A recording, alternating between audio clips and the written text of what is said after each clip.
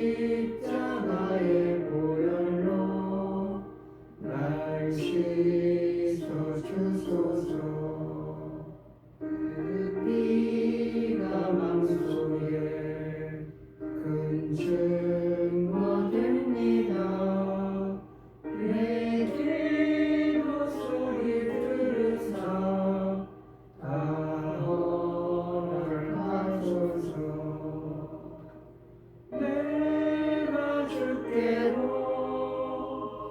지금 가오니 십자가의 보혈로 날 씻어주소서.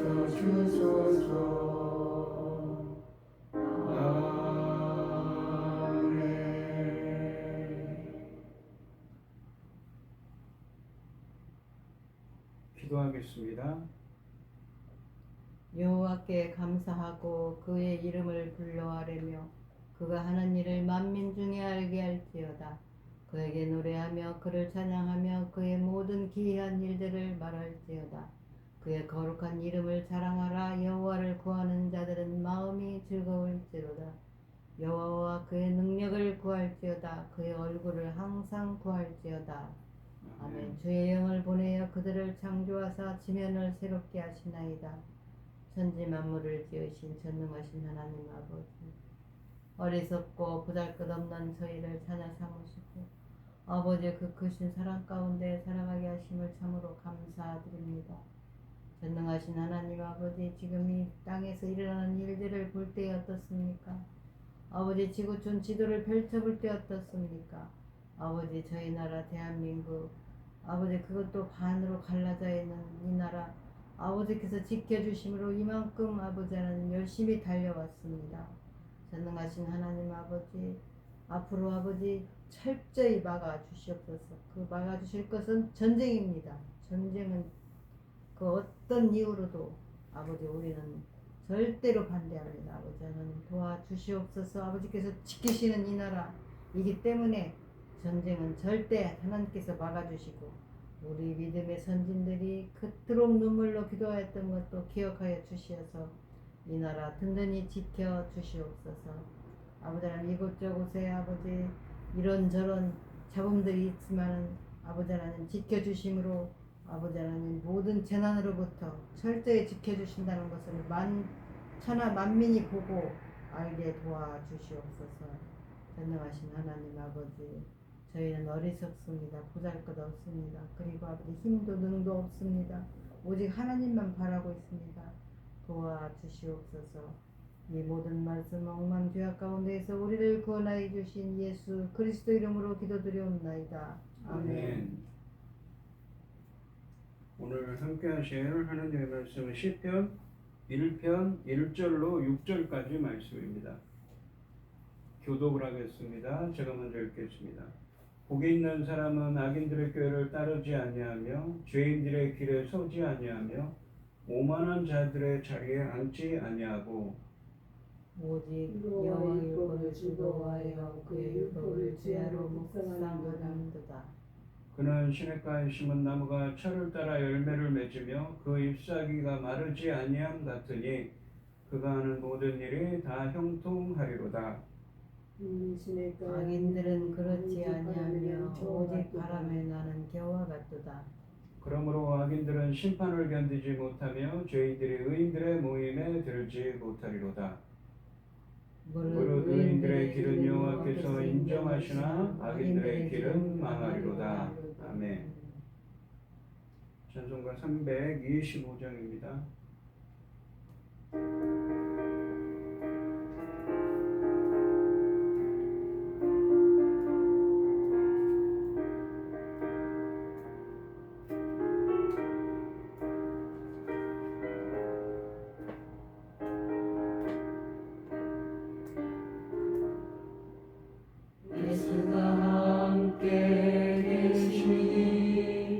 시온이 올라가고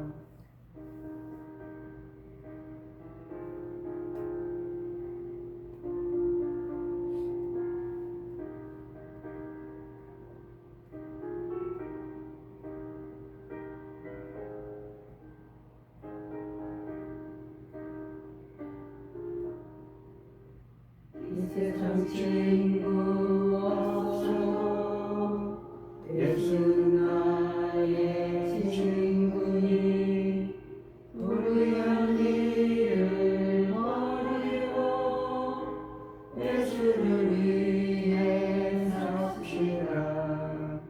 날마다 주를 섬기며 언제나 주를 기리고 그 사랑 안에 살면서 딴 길로 가지 맙시다.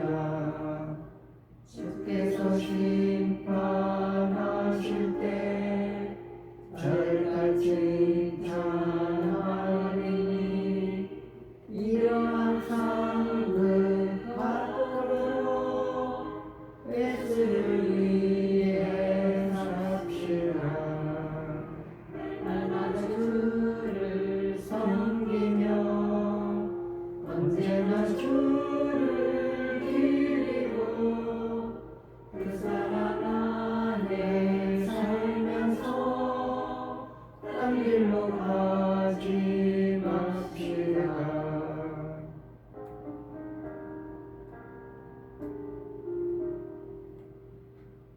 아멘. 오늘 본문 말씀의 제목은 복된 길, 헛된 길입니다. 이 시편 1편 말씀에서 주님께서는 인생에서 두 가지 길이 있다고 말씀하십니다. 바로 의인의 길과 악인의 길입니다. 1절부터 3절까지 말씀에서는 여호와의 율법을 즐거워하는 의인의 삶의 특징과 복을 노래하고 있습니다. 1절 말씀해 보시면 복 있는 사람은 악인들의 꾀를 따르지 아니하며 죄인들의 길에 서지 아니하며 오만한 자들의 자리에 앉지 아니하고 라고 되어 있습니다. 이 히브리어 원문으로는 이러이러한 사람은 복이 있다 라고 이 1절 말씀을 시작합니다. 시편 전체와 이 시편 1편은 이런 사람은 복되다 라는 선언으로 시작하고 있습니다. 여기서 꾀로 번역된 이 히브리어는 목적, 계획을 의미하는 단어입니다. 또한 따르지로 꾀를 따른다 할 때 그 따르지로 번역된 히브리어는 길을 걷다라는 의미입니다. 어떠한 일을 행하다는 의미로 성경에서 많이 나옵니다. 그리고 길이라고 되어 있는데 이 길은 우리가 다니는 그 길을 의미하는데 상징적으로는 어떠한 삶의 방식, 어떤 방향, 어떤 길로 향하는가, 이 삶의 방향성에 대한 이야기입니다. 어떤 방식으로 살아가는가, 그 길에 대한 이야기입니다. 또한 자리로 번역된 히브리어는 자리나 거주지를 의미하고 있습니다. 그래서 여기서는 이 오만한 자들이 주로 그들의 악한 계획을 꾀하는 중심지를 의미하고 있습니다. 그런 점에서 이 자리는 하나님을 경외하며 말씀의 길을 도모하는 5절 말씀에 나오는 의인들의 모임과 대조되는 것입니다. 그래서 이 세 명사 꾀와, 그러니까 계획을 의미하는 꾀와 길과 자리는 모두 삶의 방식이나 습관을 점진적이면서도 총체적으로 비유한 것입니다. 이런 삶의 방식은 2절 말씀에 나오는 여호와의 말씀과 대조됩니다. 또한 여기서 앉다, 자리에 앉다라고 할 때 앉다로 번역된 동사는 히브리어는 살다는 의미도 있습니다. 그렇기 때문에 이 걷다가 멈춰서서 주목하다가 아예 거기에 눌러앉아 사는 모습을 묘사하고 있는 셈입니다. 그래서 이 세 가지 동사 걷다, 서다, 앉다는 점층적인 순서로 점점 더 깊이 삶에 참여하는 과정을 보여주면서도 삶을 살아가는 모습을 총체적으로 그리고 있습니다. 또한 악인과 죄인은 하나님을 두려워하지 않고 그의 법을 무시하는 경건하지 못한 사람들을 가리키는 표현입니다. 오만한 자는 기본적으로 조롱하는 자라는 의미를 갖는데 여기서는 하나님과 그의 말씀에 대해서 조롱하는 교만한 사람을 가리키고 있습니다. 이들은 모두 2절 말씀에 나오는 여호와의 말씀에는 관심이 없습니다. 단지 자신들이 보기에 이익이 되는 방식으로 사는 사람들입니다. 복 있는 사람은 이렇게 악인들의 이러한 계획과 길과 그들의 그 생활 방식과 자리를 이 거주지를 그들이 있는 곳을 거부하고 그들과 함께 행하거나 서 있거나 함께 있기를 거부하는 사람이라고 말씀하십니다. 그러한 사람들은 복이 있다는 말입니다. 의인의 삶은 악인들의 삶의 방식과 분리되는 것이라고 하십니다. 이것이 1절 말씀에서 3번씩이나 뭐뭐하지 않다라는 부정어를 사용하면서 이 추천하는 복 있는 사람의 인생의 길입니다. 사람이 이렇게 사는 것은 결코 쉽지 않은 것이지요. 다른 사람들은 다 어떻습니까? 여기 본문에 보시면 이 복 있는 사람이라고 된 사람은 단수 한 사람으로 나옵니다. 근데 악인들, 죄인들, 오만한 자들 자복수입니다. 그러니까 세상 사람들은 저렇게 악인들로서 하나님을 인정하지 않고 악을 행하면서 살아가는데 오직 의인은 어떻습니까? 한 사람인 거죠. 그 복받는 사람 의인은 한 사람입니다. 세상 사람들은 다 예스라고 하죠. 그런데 노라고 하는 사람입니다. 그래서 세상에서는 소외되는 사람이 있죠. 제 따돌림과 차별도 받을 수 있습니다. 세상 사람들이 경건하지 못한 일과 가치관으로 우리를 설득할 때 자주 나오는 말이 당신은 왜 그렇게 유별을 합니까? 사람들처럼 다른 사람들처럼 살아라입니다. 그러므로 이러한 불이익을 감수하는 용기와 결단이 있는 소수만이 복 있는 사람입니다. 이러한 점을 강조하기 위해 복 있는 자는 이 홀로 서 있는 듯한 단수로 되어 있고 그리고 그가 거부해야 할 악인들은 무리를 형성한 듯한 복수로 되어 있습니다. 이러한 상황은 마태복음 7장 13절 말씀에서 13절 14절 말씀에서 예수님께서 사람들이 많이 다니는 넓은 문 파멸과 멸망으로 인도하는 문을 기피하고 인적이 드문 좁은 문으로 생명으로 인도하는 문으로 들어가라고 하신 말씀을 생각나게 합니다. 그래서 결단과 각오를 새롭게 해야 하는 것입니다. 세상 사람들의 교만하고 악한 기준과 삶의 방식을 멀리하라는 것입니다. 그런 사람들이 바로 복이 있다는 것이지요. 오직 하나님이 주신 기준과 가치 판단으로 살겠다는 의지가 있어야 합니다. 그러므로 이러한 사람은 때로는 외롭고 두려운 광야에 홀로 서 있는 듯한 경험을 하게 되는 것입니다. 2절 말씀해 보시면 오직 여호와의 율법을 즐거워하여 그의 율법을 주야로 묵상하는 도다 라고 되어 있습니다. 여기서 보시면 본문에 보시면 율법이라는 표현이 있습니다. 율법을 의미하는 히브리어 토라라는 히브리어 사전에 보시면 야라라는 말에서 유래했습니다. 이 야라라는 말은 가르치다는 말입니다. 그래서 이 율법이라고 되어 있지만 좁게는 모세오경과 이 성경의 좁게는 십계명과 또 성경에 나오는 모세오경, 창세기, 출애굽기, 레위기, 민수기, 신명기 모세오경을 율법이라고 하죠. 하지만 넓게는 무엇입니까? 바로 하나님의 가르침, 성경 말씀 전체가 바로 율법인 것이지요. 여기 본문에서는 성경 말씀 전체 넓은 의미로 사용하고 있습니다. 즉 하나님의 가르침, 하나님의 말씀을 의인은 무엇입니까? 즐거워하고 주야로 묵상한다고 합니다. 묵상한다는 건 무엇입니까? 조용히 읊조린다는 것이죠. 조용히 읊조린다는 것은 그 의미를 하나님의 말씀을 읊조리면서 그 뜻대로 살겠다고 다짐합니다. 그 생각에 젖어 있는 거죠. 하지만 악인들은 어떻습니까? 1절에 있는 것처럼 악한 계획과 생각에 잠겨 있습니다. 이렇게 의인과 악인은 대비가 됩니다. 악인은 악한 생각과 자기 생각에 되어 있죠. 하지만 의인은 하나님의 말씀을 생각하는 사람입니다. 하나님의 뜻대로 살겠다고 다짐하는 사람인 것이지요.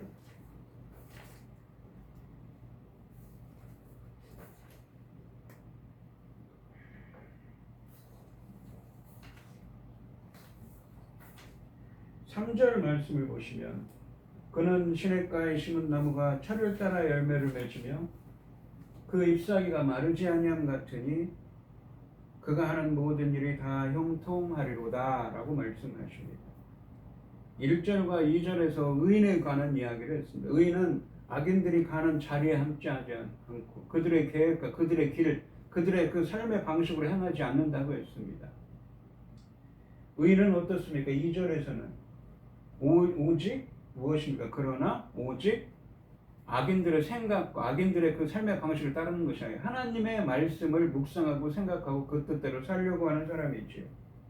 그 결과가 그러한 의인들의 결과가 3절에 나와 있습니다.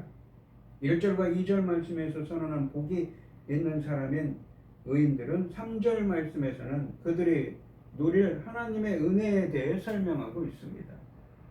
3절 말씀을 보시면 그는 시냇가에 심은 나무가 철을 따라 열매를 맺으며 그 잎사귀가 마르지 아니함 같으니 그가 하는 모든 일이 다 형통하리로다 라고 말씀하십니다.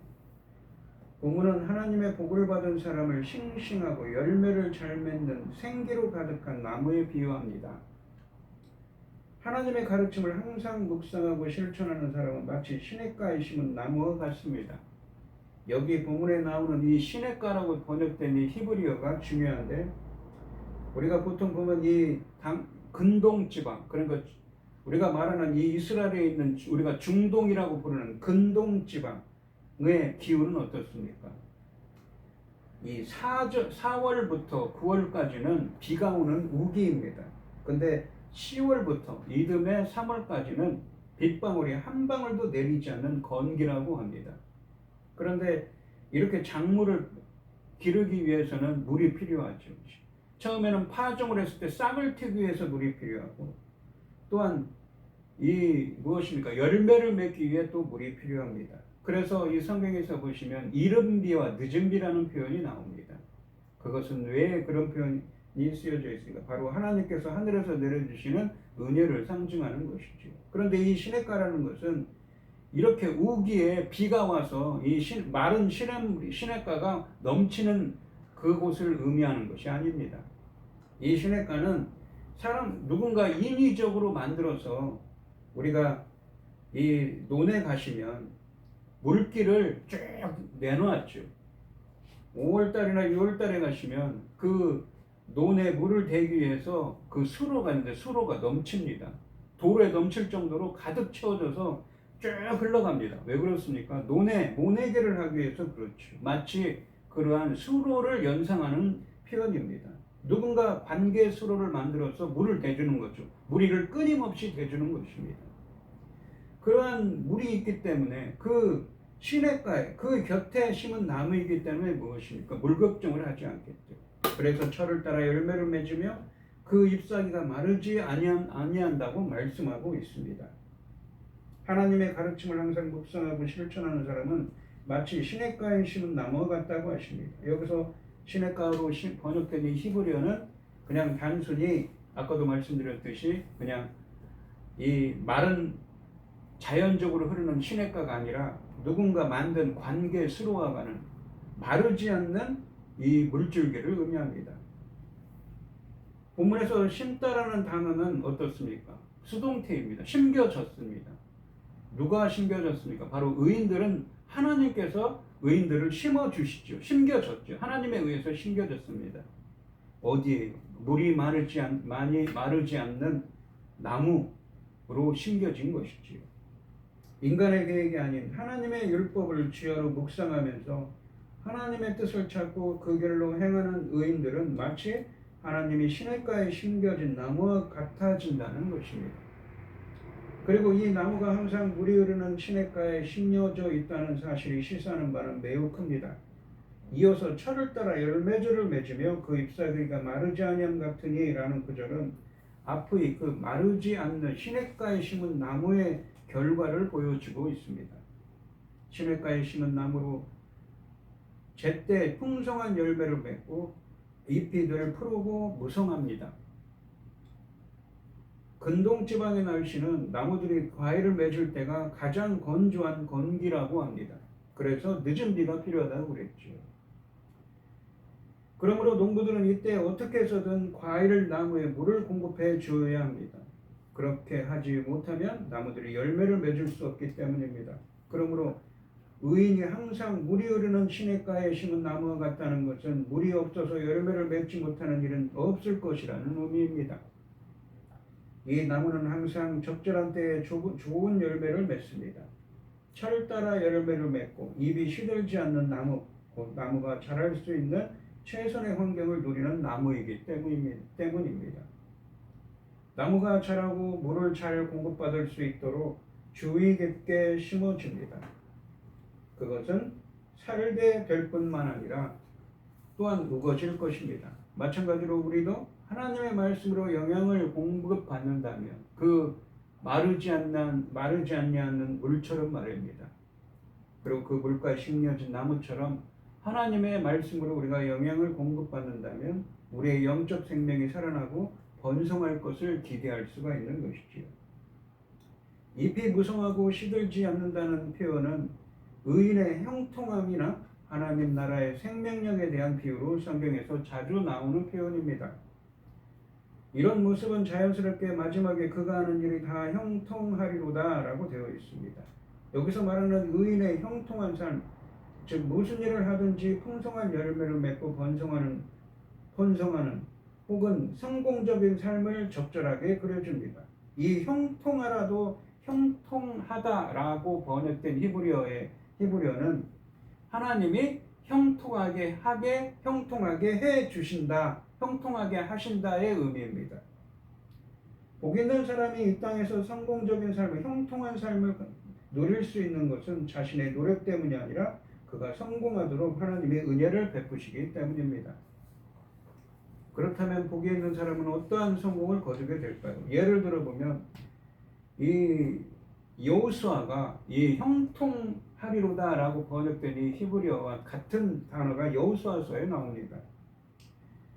여호수아서 1장 8절 말씀에 보시면 이 뭐라고 하시냐면 네 율법 책을 내 입에서 떠나지 말게 하며 주야로 그것을 묵상하며 그 안에 기록된 대로 다 지켜 행하라. 그리하면 내 길이 평탄하게 될 것이며 네가 형통하리라. 그래서 어떤 형통한 삶을 여호수아가 살았습니까?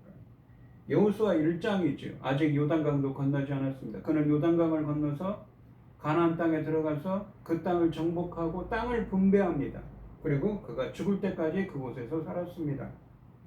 그 하나님의 언약을 성취한, 아브라함에게 하셨던 언약을 성취하는 그러한 역할을 여호수아가 맡게 된 것이죠. 그것이 바로 성공적인 삶, 형통한 사람입니다. 또한 이 성경에 보시면 이 창세기 39장 23절에서 요셉이 감옥에 있지만 형통하였다고 표현합니다. 이것은 외적인 형통이 아니라 하나님과 함께 하심의 형통을 말씀하고 있습니다. 또한 2절 말씀과 연결해서 3절 말씀을 이해한다면 이 시냇물은 하나님의 말씀이라고 할 수 있죠. 하나님의 말씀으로 양육되어서 이 영적 생명이 삶의 자양분을 공급받아 풍성한 삶을 살 수밖에 없게 되는 것입니다. 이렇게 의인은 일시적으로는 고난받을 수 있지만 하나님의 은혜로 형통한 풍성한 열매를 맺을 수밖에 없음을 천명하고 있는 것이지요. 4절과 5절 말씀에서는 1절 말씀에서 언급했던 악인들의 삶의 방식과 그 결과에 대해 의인들의 그것들과 대조적으로 설명하고 있습니다. 그러니까 1절부터 3절까지는 의인들에 대한 이야기를 했는데 4절과 5절에서는 악인들에 대한 이야기를 하고 있습니다. 4절 말씀해 보시면 악인들은 그렇지 아니하며 오직 바람에 나는 겨와 같도다. 악인들은 그렇지 않다고 합니다. 무엇이 그렇지 않습니까? 앞에서 3절에 보시면 의인들은 마르지 않은 시냇가에 심은 나무와 같아서 사시사철 물을 공급받기 때문에 푸르고 열매를 맺고 좋은 열매를 맺고 형통한 삶을 산다고 했죠. 근데 악인들은 반대라는 것입니다. 그렇지 않다는 것이지. 오직 바람에 나는 겨와 같도다 라고 하십니다. 이 바람에 나는 겨와 같다는 표현은 성경에서도 나오지만 키질을 하는 것을 의미합니다. 나이 드신 분들은 잘 아시겠지만 옛날 농촌에서 어른들이 키를 합니다. 이 키를 공중에 곡식을 흩날리면 어떻습니까? 무거운 알곡들은 밑으로 떨어지지만 껍질만 남은 것들은 바람에 흩날려 가죠. 마치 그런 비유입니다. 그렇게 흩날려 가는 껍데기 겨와 같다고 표현하고 있습니다. 바람에 날려가죠. 그 바람은 무엇입니까? 하나님의 심판을 의미하는 단어입니다. 의인이 시냇가에 심긴 나무라면 악인은 바람에 날아가는 겨라고 하십니다. 이 비유는 바람에 잘 부는 타작마당에서 키질할 때 알곡과 달리 바람에 실려 쉽게 날아가 버리는 겨의 모습을 묘사합니다. 견고하게 뿌리 내려 풍성한 열매를 맺는 나무와 반대되는 겨의 가벼움과 쓸모없음과 허무함이 악인들의 불행한 삶의 모습을 묘사하고 있는 것입니다. 마태복음 3장 11절로 12절 말씀해 보시면 세례 요한이 이런 이야기를 합니다. 나는 너희로 회개하기 위하여 물로 세례를 베풀거니와, 이게 나가 누구냐면 세례 요한입니다. 예수님 오시기 전에 마지막 선지자라고 불리죠. 내 뒤에 오시는 이는 나보다 능력이 많으시니 나는 그의 신을 들기도 감당하지 못하겠노라. 그는 성령과 불로 너희에게 세례를 베푸실 것이요. 그가 누구입니까? 예수님입니다. 손에 키를 들고 자기 타작마당을 정하게 한다는 것이 깨끗하게 하사 알곡은 모아 곡간에 들이고 쭉정에는 꺼지지 않는 불에 태우리라. 이 키를 들고 한다는 것이지. 알곡은 이 창고에 곡간에 들이고 쭉정에는 불에 태워버립니다. 이것은 심판을 의미하는 말입니다. 마치 악인들은 그런 심판을 당한다는 것입니다. 무엇이 이 둘이 지닌 차이점의 원인입니까? 의인들은 1절 말씀처럼 하나님이 주신 율법대로 살지 않고, 악인들은 1절 말씀처럼 하나님이 주신 율법대로 말씀대로 살지 않고 자신들의 이기적인 생각과 악한 꾀로 살아갑니다. 그 길로 갑니다. 반면에 복이 있는 사람은 2절 말씀처럼 철두철미하게 하나님의 말씀을 묵상하며 그 뜻대로 살려고 노력하는 사람입니다. 그는 주여로 하나님의 율법을, 말씀을 묵상하는 삶을 살아갑니다. 악인들은 자기 중심적인 생각으로 이기적인 삶을, 의인은 하나님 중심적인 생각으로 하나님 중심적인 삶을 살아가는 사람들입니다. 이렇게 하기는 하나님 중심으로 살지 않고 자기 중심으로 사는 악인들은 그런 자기 중심적으로 사는 사람들입니다. 5절 말씀해 보시면 그러므로 악인들은 심판을 견디지 못하며 죄인들이 의인들의 모임에 들지 못하리로다. 이 5절 말씀은 그러므로로 시작하여 악인들에게 결국 어떤 결과가 올 것인지 보여주고 있습니다. 의인들은 3절에서 어떤 결말이 있었습니까? 마르지 않는 시냇가에 심은 나무처럼 잎이 푸르고 좋은 열매를 맺고 형통한 삶을 살지만 악인들은 어떻습니까? 악인들은 심판을 견디지 못한다고 합니다. 하나님의 그 혹독한 심판이 너무나 심하기 때문에 그것을 견딜 수가 없다고 합니다. 그리고 죄인들이 의인들의 모임에 들지 못하리로다. 여기서 이 모임으로 번역된 이 단어는 이 70인역 성경에서는 시나고게, 그러니까 보통 시나고게라고 회중을 뜻하는 시나고게, 그러니까 예수님 때 회당을 의미하는 단어였는데 여기서는 70인역 성경으로 에클레시아, 즉 교회를 의미합니다. 그러니까 이 모임, 하나님 나라의 백성, 의인들의 모임, 거기에 들지 못하리로, 거기에 들어가고 싶어도 들어갈 수가 없다는 것입니다. 1절에서 그랬죠. 의인들은 악인들의 생각과 그의 자리에 함께하지 않습니다. 하지 않으려고 하죠. 그런데 이 5절에서는 악인들은 의인들의 모임에 들려고 하지만 들어갈 수가 없다는 표현을 하고 계신 것입니다. 이 말씀은 히브리서 9장 27절 말씀처럼 인간의 죽음 다음에는 심판이 있으며 계시록 20장 12절로 14절에서 마지막 죽음 다음에도 영원한 심판이 있음을 가르치고 있는 본문입니다. 현실 세계에서 악인들의 꾀가 그럴싸해 보이고 그 길이 탄탄해 보이며 그들의 앉은 자리가 당당해 보일지라도 그들의 진짜 미래는 바람에 나는 버려지는 겨와 껍데기와 같다는 표현입니다. 그들은 인생의 어느 한때 미세를 떨치며 사는 것처럼 보이지만 하나님이 심판하시는 날이 이르면 자신이 걸어온 길에 상응하는 대가를 치르게 될 것입니다. 6절 말씀해 보시면 무릇 의인들의 길은 여호와께서 인정하시나 악인들의 길은 망하리로다. 여기서 보시면 인정하다라고 번역된 이 히브리어가 야다입니다. 야다라는 말은 알다라는 거죠. 의인들의 길, 보통 이 의인이라고 하는 것은 의인이 누구입니까? 바로 의인은, 여기 본문에 나오는 사람은 의인은 하나님 뜻대로 살려고 노력하는 자예요. 하나님의 말씀을 묵상하며 하나님 뜻대로 살아가려고 노력하는 사람입니다. 악인들의 꾀와 계획과 악인들의 길로 행하지 않는 거죠. 하나님 말씀의 길로 행하려고 하는 사람입니다. 의인이라는 것은 성경적으로 보시면 의롭다라고 하나님께서 누군가를 의롭다, 의인이다라고 하시는 것은 하나님이 그 사람을 인정했다. 그 하나님의 의의 기준에 부합했다는 의미입니다. 이 사람은 이 선한 사람과 동의였죠. 반면에 악인은 무엇입니까? 하나님의 기뻐하신 뜻대로 행하지 않는 사람입니다.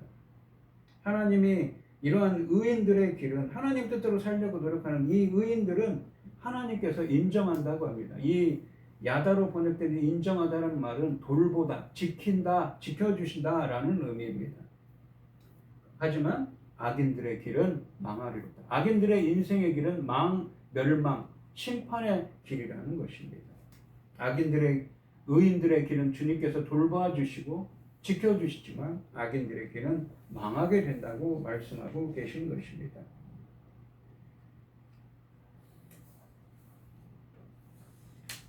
현실적으로는 악인들이 잠시 성공할 수가 있습니다. 하지만 그것을 다 보시고 아시는 여호와 하나님이 있으시기에 개인적인 삶과 역사의 결론은 6절과 같을 수밖에 없다는 것이 시편 1편에서 최종적으로 말씀하시고 계시는 것입니다. 오늘 본문 말씀해 보시면 본문에서는 인생은 두 가지 길밖에 없다는 것을 보여주고 있습니다. 의인의 길과 악인의 길, 복 있는 사람의 길과 멸망으로 가는 길에 있는 사람입니다. 망하는 길은 심판을 받는 삶이며 악인과 죄인과 오만한 자의 삶을 사는 사람입니다. 그러나 복 있는 사람은 의인이며 하나님의 백성으로서 하나님의 말씀을 붙잡고 살아가는 삶입니다. 이 사람은 형통한 삶을 살아가며 하나님이 돌보시고 지켜주시는 은혜를 누리며 살아간다고 말씀하고 계신 것이지요. 오늘 이 시간 성도님들도 하나님의 말씀을 굳게 붙잡고 살아가는 의인들이 되시기를, 그래서 하나님의 복을 누리는 여러분들이 되시기를 주님의 이름으로 축원드립니다. 기도하겠습니다. 하나님 아버지 감사합니다. 오늘 본문 말씀해 보시면 의인의 길과 복 있는 사람인 의인의 길과 악인의 길이 있다고 말합니다.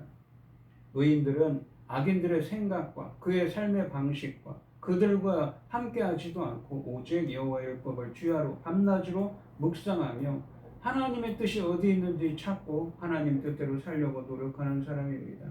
그런 사람은 마르지 않는 시냇가에 심어진 나무처럼 항상 푸르며 좋은 열매를 맺고 형통한 삶을 살아간다고 말씀하고 계십니다. 반대로 악인들은 그렇지 아니하며 그들의 길은 바람에 나는 개와 같이 심판을 당할 것이라고 말씀하고 있습니다. 저희들도 하나님의 말씀을 굳게 붙잡는 의인들의 삶을 살아가는 사람들이 되겠다고 다짐하고 결단하는 저희들이 되도록 주님 역사하시고 인도하여 주시옵소서. 이 모든 말씀 거룩하신 예수님의 이름으로 기도드리옵나이다. 아멘. 찬송가 329장입니다.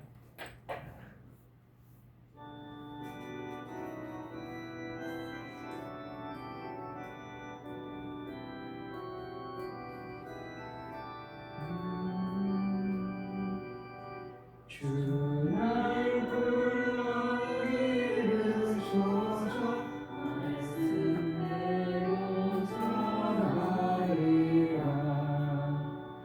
나 주님의 뜻을 따라 길 잃으면 찾으리다.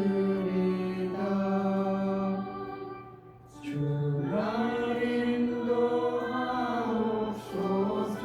나로 남을 인도하리.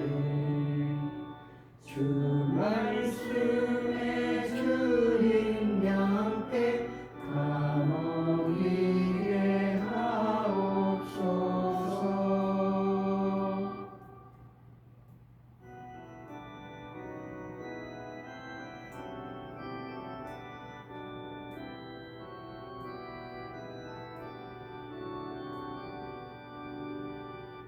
저 든든한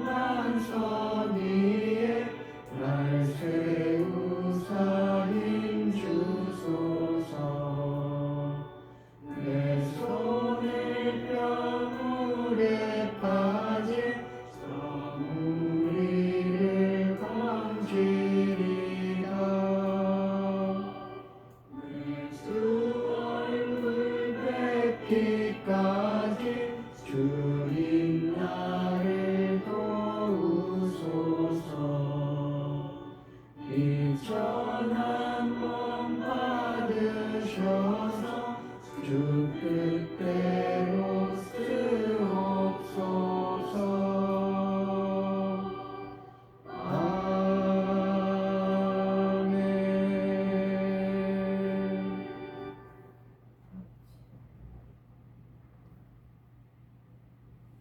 축도하심으로 오늘 예배를 마치겠습니다.